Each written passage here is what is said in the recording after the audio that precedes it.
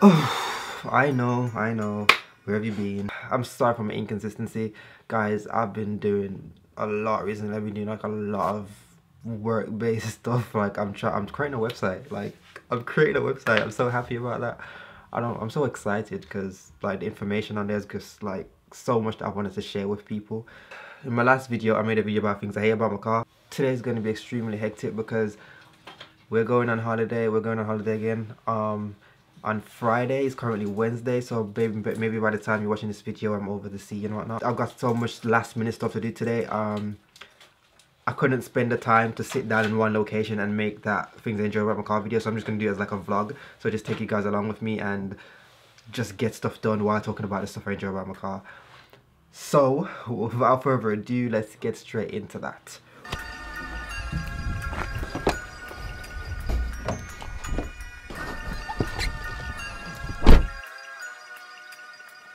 I didn't even get a chance to show you guys, but my mum had an accident.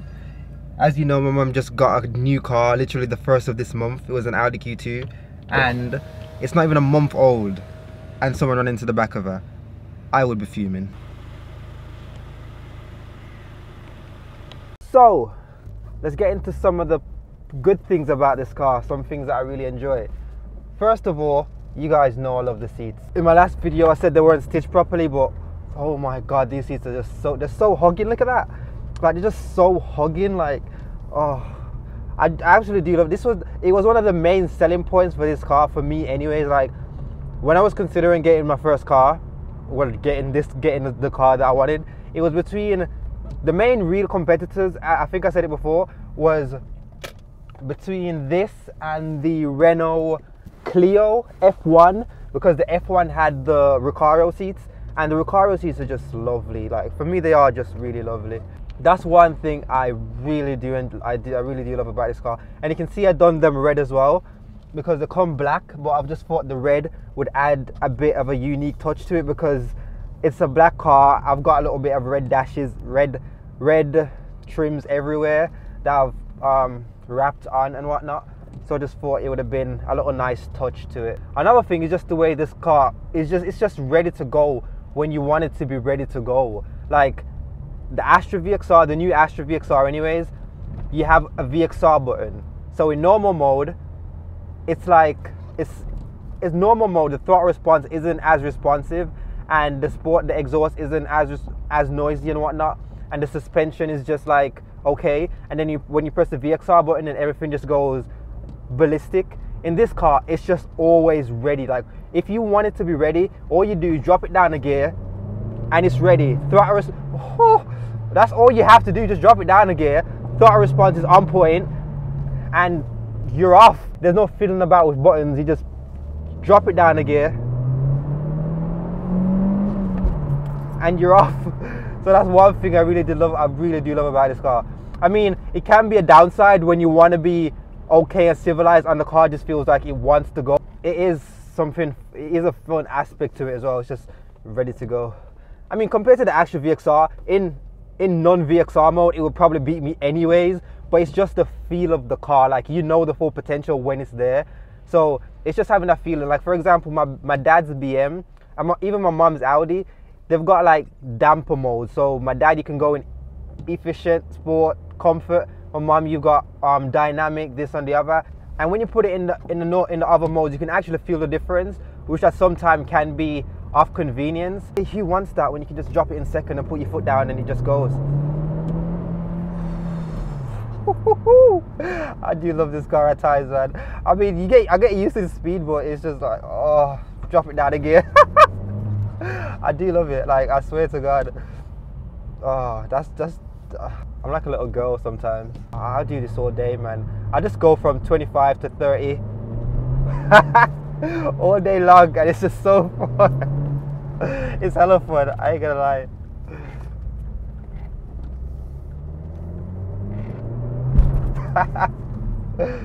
Damn, I do enjoy this car.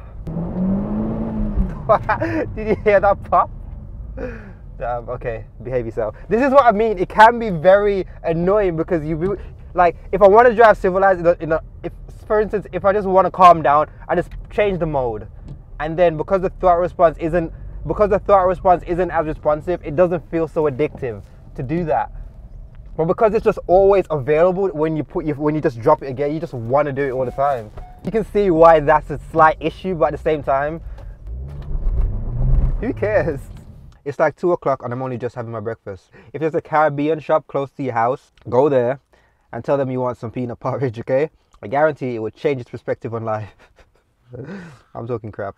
It won't. But try it out. Caribbean peanut porridge is so nice. But if you're allergic to nuts, obviously, don't do it.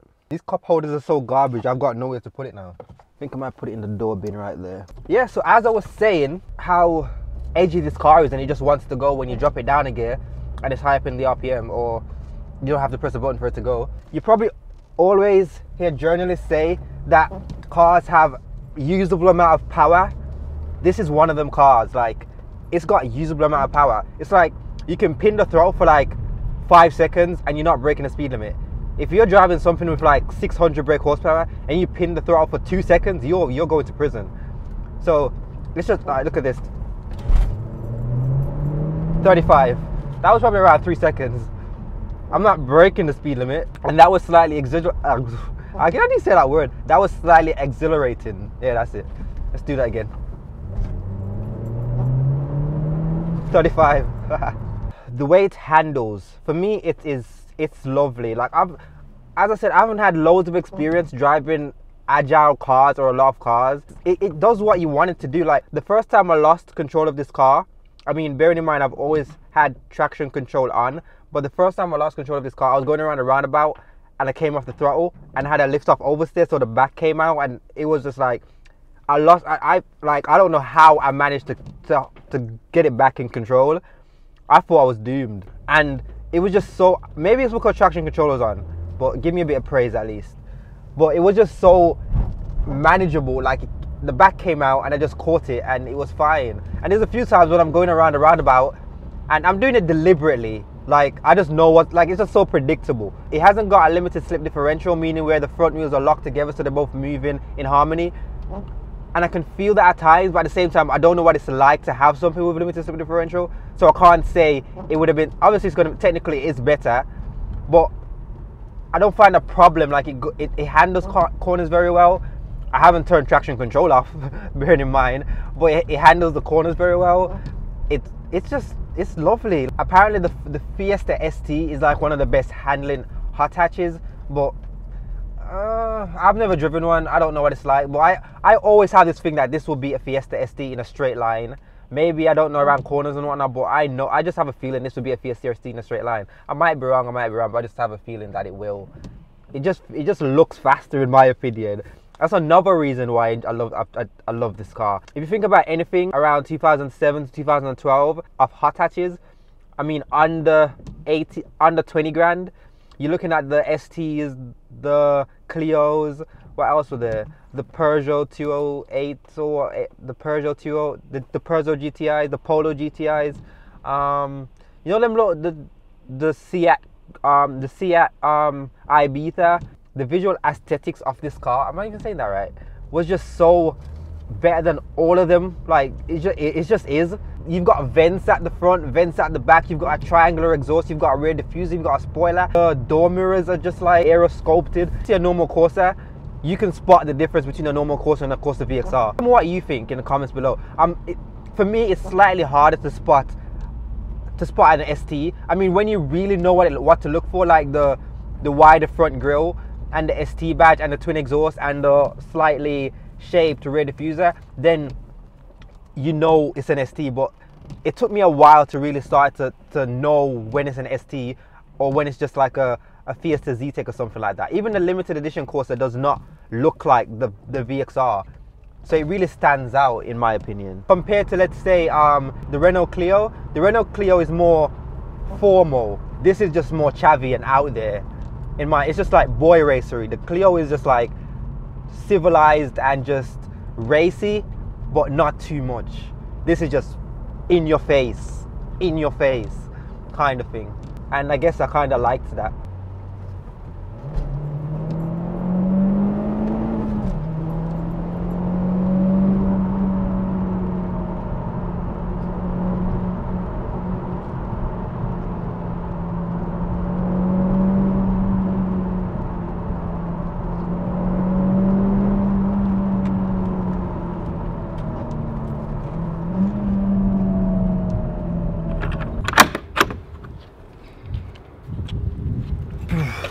hello, so windy.